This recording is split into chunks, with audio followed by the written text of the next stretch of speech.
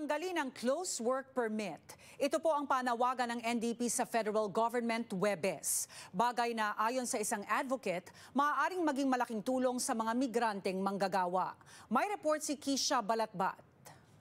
Tanggalin na ang closed work permits. Ito ang panawagan ng NDP sa federal government. Anila, nagiging daan ito sa pang-aabuso ng temporary foreign workers. What the government must do is to ensure that these workers' abuses and exploitation comes to an end. And the very minimum, what they need to do is to provide them with an open work permit. Sa ilalim ng closed work permit, tali sa iisang employer ang manggagawa, hindi rin sila maaaring magtrabaho sa ibang papel maliban sa nasa permit nila. Huwebes, humarap sa media ang NDP immigration critic, isang araw matapos inirekomenda ng Parliamentary Committee na ipatupad ng gobyerno ang sectoral at regional work permits sa temporary foreign workers.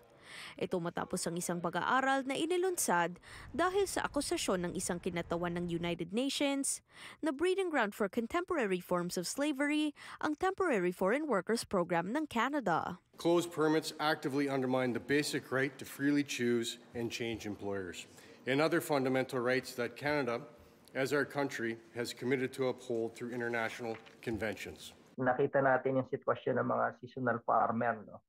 Yung mga sitwasyon ng kanila sa trabaho, sa tirahan, kasama mga bed banks, no?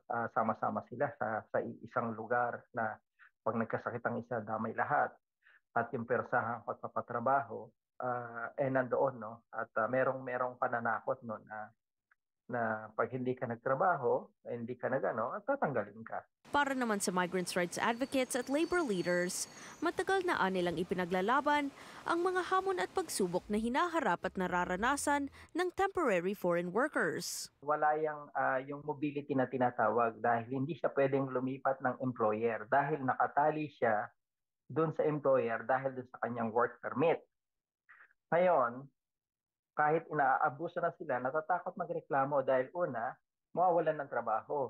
Pangalawa, may pamilya na umaasa sa Pilipinas. So pag nawalan ng trabaho, paano na yung pamilya sa Pilipinas? Nangako ang Ottawa, magbibigay sila ng reward sa mga employer na sumusunod sa mga patakaran at patuloy nilang hahanapin ang mga itinuturing nilang bad actors.